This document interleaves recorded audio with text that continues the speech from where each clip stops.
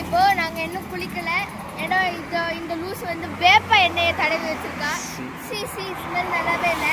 Sunday மட்டும்தான் முடிக்க ஏதாவது போட்டு அந்த மாதிரி குளிக்க முடியும். உன்னோட அழகை பராமரிக்கிறக்கா?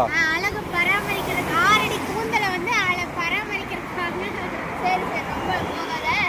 இப்போ நாங்கள் வந்து காலையில் சில ஐட்டம்ஸ் எல்லாம் கடைக்குள்ள சாப்பிட்றதுக்கு அதெல்லாம் தான் வாங்க வந்திருக்கோம். ஃபர்ஸ்ட் எங்கள் காலேஜ்னால சாப்பிட முடியாதுன்னு சொல்லி இன்னைக்கு சண்டே வந்து காலையில் 16 மணிக்கு முதல்ல கரும்பு. அடுத்து என்ன இடத்துக்கு போகிறோம், அது என்னதுன்னு நீங்களே பாருங்க. உங்களுக்கு ரொம்ப பிடிக்கும், எனக்கு ரொம்ப பிடிக்கும். உனக்கு பிடிக்குமா ஸ்ரீ? ரொம்ப ரொம்ப பிடிக்கும். சரி, கரும்பு எவ்வளோங்க? 50 ரூபாய். உங்களுக்கு கரும்புன்னா இங்கே வந்து வாங்கிக்கோங்க. டாடா.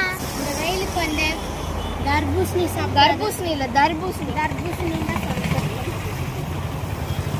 கேட்டா ஸ்டீல் பாடி. நான் சொல்ல மாட்டேன், நீ தான் சொல்கிறேன். நான் அதே மாதிரி தான். இந்த வெயிலுக்கு நீங்கள் நல்லா தர்பூசணி சாப்பிடுங்க, அப்போதான் உடம்பு அப்படியே குளிர்ச்சியாக இருக்கும். யாருக்கு? எனக்கு தர்பூசணி ஜூஸ் போட்டு குடிக்கும்போது இன்னும் சூப்பராக இருக்கும். எனக்கு மூளை நினச்சிட்டுப்பா.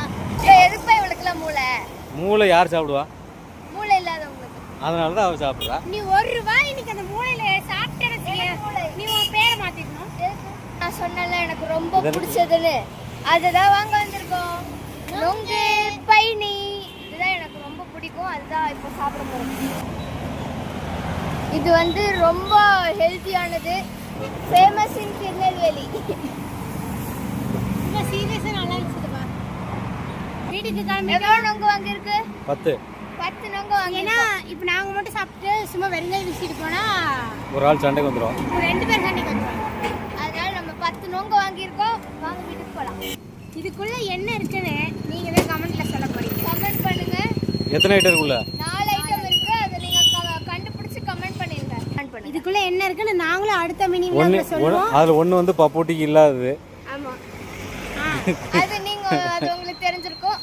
கீழே கமெண்ட் பண்ணிருங்க.